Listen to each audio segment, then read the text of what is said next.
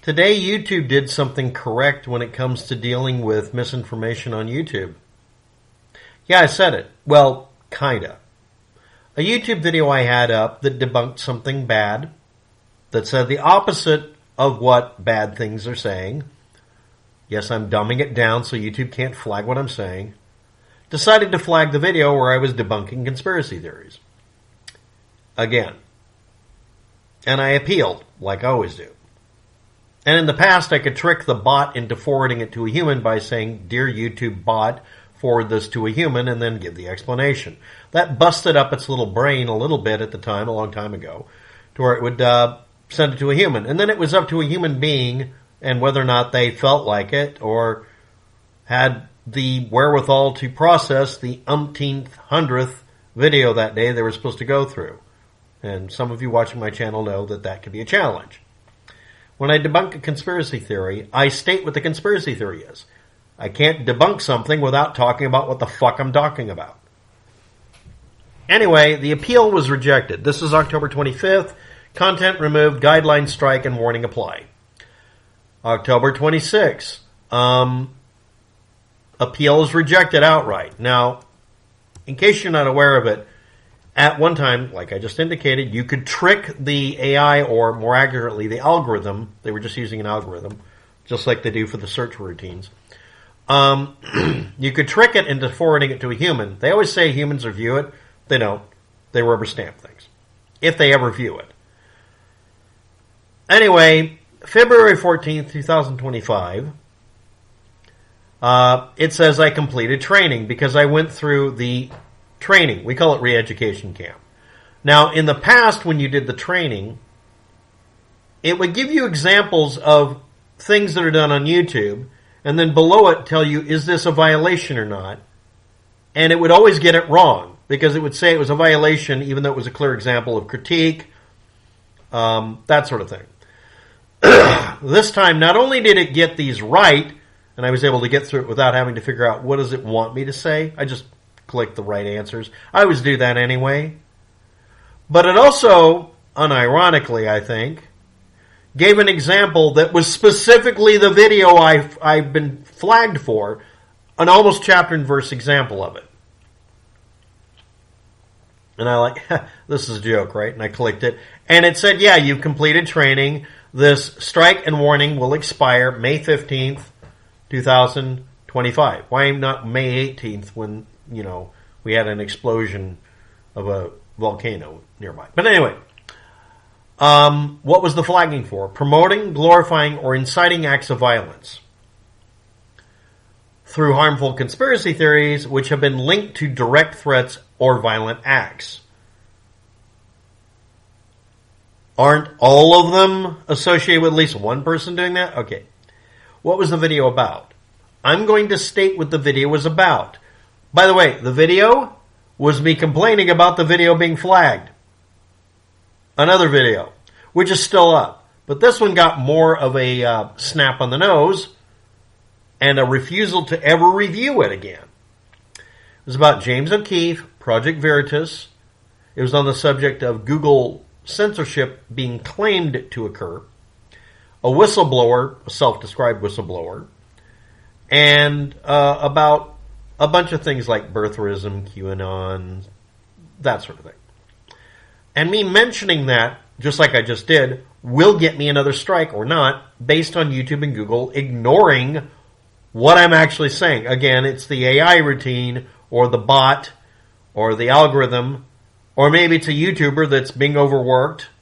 At one time, it was volunteers. The YouTube Hero program with their snazzy music, telling you could mass flag things, and that's totally not going to get abused. Basically, at one time, they were trying to farm out their work to volunteers, which, again, if you're not aware of it, originally all flaggings on YouTube and Google were volunteer-based for everything. They just didn't want to acknowledge that, and eventually they took their volunteers and told them to go to hell and stuff it, which made them very angry in the YouTube help forums, because the YouTube help forum people would help out. But now we've got it's like a billion videos, and going through it's a pain in the ass. And every time they change their policy, they have to re-review every video instead of deciding, we're not going to do that. But obviously, if they're changing their policy, shouldn't it retroactively apply? Now, I don't know the answer. I actually don't believe it should. But what I found out today, again, amazing, YouTube and Google did something right by not having me take a training survey that was wrong. It didn't have any wrong answers. This is the first time I've seen this. Now, in the past, you would get a guideline strike, a warning, one or the other, or both in this case, and your content would be removed or restricted, or you'd be asked to alter it. And they actually gave you tools to remove individual sections, which meant all I had to do was just edit. Okay. Then they took the editor tools away because that's a premium item. But anyway, then they decided they weren't going to remove the strikes unless you know, after a second strike, or they were going to do other really, really draconian things. And then after a while, and I've lost channels for having no strikes, no complaints. They just decided they're going to kill off the channel. And in one case, again, it was for a video that had 0 file length. It was a black screen, effectively, with no sound. It couldn't be something to flag for. And it was a random number generator file from my video recorder software that I uploaded with. That's it. It literally had no basis for flagging. Somebody was using it as an excuse because a person at YouTube or Google or whatever didn't want my channel up, and they just wanted to deliberately use an excuse of a file that couldn't possibly be it, or it was a mistake, or other. Again, no transparency here. We don't have it. But today I see them doing something that's completely rational. And again, I would say, ironically, one of the examples was exactly what I did. I did a video about something controversial, and it touched on QAnon, birtherism, and a whistleblower. Now, Google and YouTube won't tell you their policies because people will then find a way around it by complying. Maybe maliciously, but we could comply. And the video, I was quoting and saying this is bullshit, but here's a quote by somebody, using this word that is almost never used except by Nazis. But I was flagged for promoting, glorifying, or inciting acts of violence by talking about people doing that. I was flagged for debunking something and denouncing it. That's kind of the subtext here. But was it just that someone else used a word, a derogatory term, which also has a non-derogatory meaning? Okay. Now, related to this will be archive links that do not have the header on them, so you have to cut and paste them to see what they say. One of them is a Vice article on an ex-Google employee who claims to be a whistleblower and a fan of QAnon, who made a video go viral about a word I'm not allowed to say because my channel will get flagged for saying that word. Or a word that's more appropriate, the actual name of what it's about, which we're not allowed to use that name for that disease that affected this planet worldwide for a long time. I can mention Project Veritas. I can mention James O'Keefe. I might be able to mention the whistleblower's name, which is the initials ZV.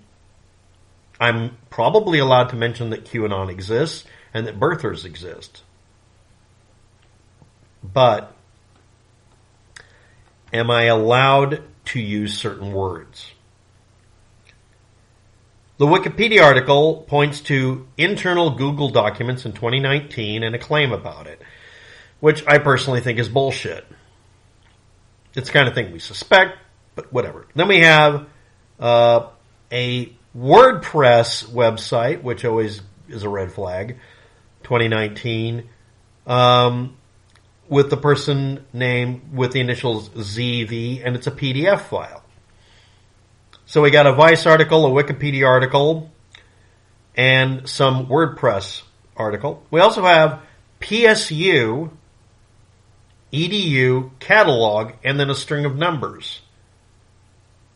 YouTube won't tell you what they're flagging you for unless it's a link that's an active link. If it's not an active link, they'll claim that some part of your description violated something. and they won't tell you specifically what to fix because that would be transparency. I also have a YouTube links, 2 of them down below. One video that's not been taken down about the same damn subject matter. And not taking the tact of debunking, but it's left up. And another video link that goes to where my video was. And all I had to do was do the re-education camp like I've done 6 to 12 times, depending on how you look at it, because I'll take it and answer it correctly, and then whatever they complain about, I'll make a note about it and then go through the thing again and do it again. Because even though I do the correct answer, yes, I say, no, this is not a violation of your policy because, and they say, no, that's wrong, it is. Opposite day stuff. Or I'll say, yeah, it's clearly a violation because it's calling for violence. And they'll say, no, it isn't, when it clearly is. There are examples they gave in the past for this training, YouTube creator training, would always have at least one example that was wrong. And what's funny is you can see people taking this, then making a video that's a direct example of it and getting flagged. Deliberately pointing this out, and YouTube and Google just saying, yeah, we don't care. Now, why did they do this? The same reason Google changed on your maps, if you're in the United States, what it calls a particular location. The excuse is politicization and Donald Trump winning because he's a big crybaby. The real reason is, I don't know if you know this, what if the United States, no, let's say Mexico, what if the country of Mexico decided that people living in Mexico should see the name of Gulf of Mexico only in Spanish?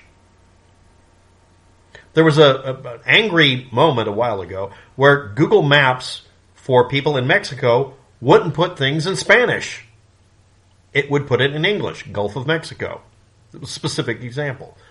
What if the United States decided that they want to call it the Gulf of America?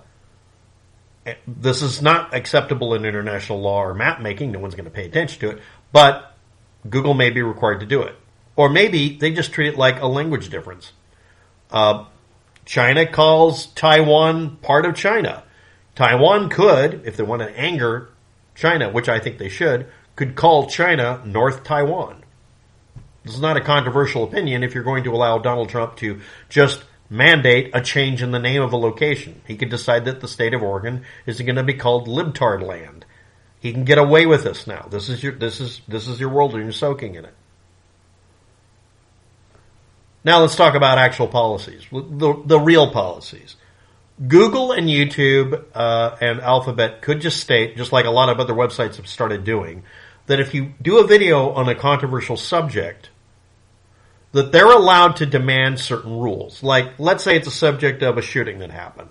They could demand that you're not allowed to speculate on a damn thing, which is a big problem, by the way, until at least the police department in the area and federal authorities both have made a statement. After that, you're allowed to discuss what they said, and then you can say, well, I don't agree with it because yada yada. But you can't speculate. Wild speculation not allowed because it's destructive. Or they could say, oh yeah, there was a natural disaster. You're not allowed to, fires in California. You're not allowed to blame Obama or whatever. You have to say, okay, we have to wait until they've given, let the state of California say something before you call them a liar. Can't call somebody a liar if they haven't said something yet. That seems reasonable. That's actually a policy done by journalism. So if you're going to act like a journalist, ask us to follow some of the rules of journalism, but they don't publish it. They also forbid you from using certain words, and you're just supposed to figure it out while they beat you over the head with a hammer. Or they could be transparent and tell us.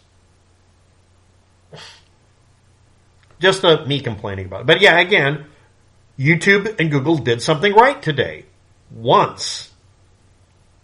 And used an example that matched what they did to me that was wrong. Ironically. Thanks for watching. Have a good day. Good luck with that. This is me just complaining again.